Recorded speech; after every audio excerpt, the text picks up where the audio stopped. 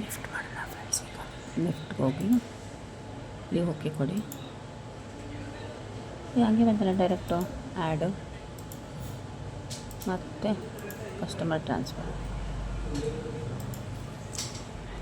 ಇಟ್ಟು ಅಮೌಂಟ್ ಹಾಕಿ account number, post office account number.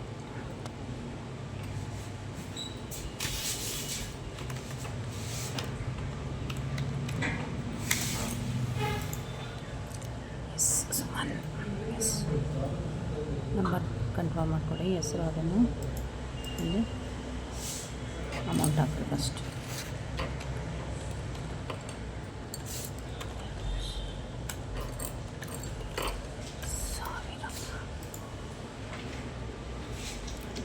$50,000 ಇಷ್ಟೊಂದು ಅಮೌಂಟ್ ಮಾಡಿಲ್ಲ ಯಾವತ್ತು. ನೋಡೋಣ.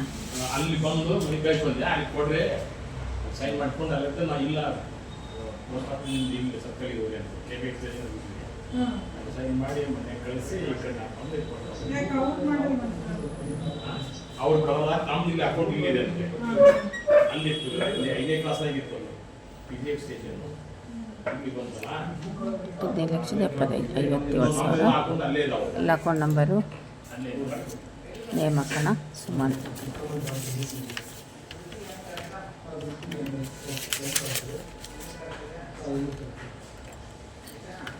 ಬರ್ಬೇಕು ಸರ್, ನಮಗೆ ATMಗೆ ಬರಬೇಕು. ಕೊಡ್ತೀವಿ ಕರ್ಕೊಂಡು ಬರ್ತೀಯ ಮತ್ತೆ ಈಗ ಓಡಾಡ್ಸ್ಬೇಡ, ಅಲ್ಲಿ ಹೋಗಿ ಬಂದ್ರೆ ನಾನೇ ಓಡಾಡಿಸ್ತೀನಿ. ಈಗ ಕರ್ಕೊಂಡ್ಬಂದು ಕೊಟ್ಬಿಡ್ತೀರ, ಕರ್ಕೊಂಡ್ಬರ್ತೀನಿ.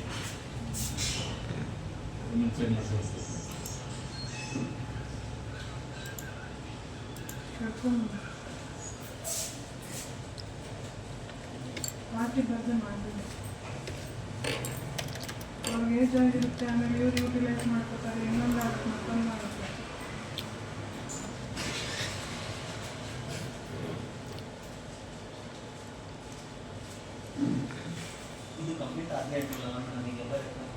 ಲಿಫ್ಟ್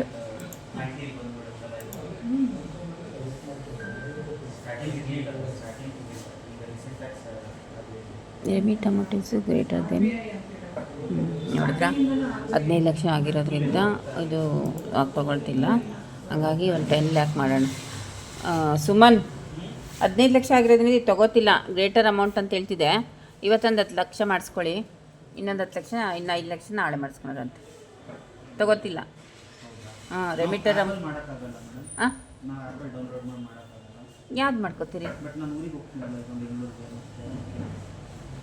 ನೋಡಪ್ಪ. ಏನಾಯ್ತಾ remit amount is greater than transaction amount limit in ಅಂತ ಹೇಳ್ತಿದೆ. ಹಂಗಾಗಿ ಒಂದು 10 ಎಷ್ಟು ಟೋಟಲ್ ಈಗ?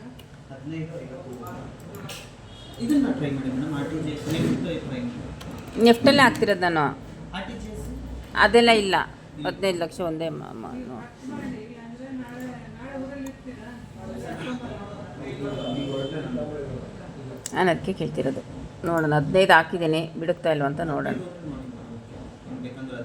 ಇದು ಬೇರೆದ್ದು ಬರ್ಕೊಡೋರಂತೆ. ಓಕೆ 15 ತೊಗೊಳ್ತಿದ್ದೆ, 57,000 ಬಿಟ್ಟು ಸುಮಾರು ಕ್ಯಾಶು ತೊಗೋಬೋದು, ವಿಡ್ರಾ ಮಾಡ್ಬೋದು, ವಿಡ್ರಾ ಮಾಡ್ಕೋಬೋದು.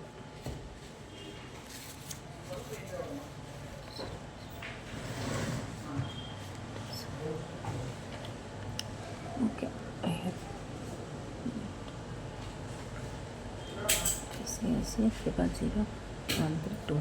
ಓಕೆ ಅಕೌಂಟ್ ನಂಬರ್ ಎಲ್ಲ ಕರೆಕ್ಟ್ ಇದೆ. ವ್ಯಾಲಿಡೇಷನ್ ಕೊಟ್ಬಿಟ್ಟು 57,000 ತಗೊಳ್ಳಿಲ್ಲ, 15 ಲಕ್ಷ ತಗೊತಿದೆ. ಓಕೆ ಆಯಿತು, 15 ಲಕ್ಷ ಆಯಿತು. 57,000 ರೂಪಾಯಿ ವಿಡ್ರಾ ಮಾಡ್ಕೊಳ್ಳಿ, ಅಮೌಂಟ್ ಇದೆ, ಅದು ಕೊಡ್ತೀನಿ.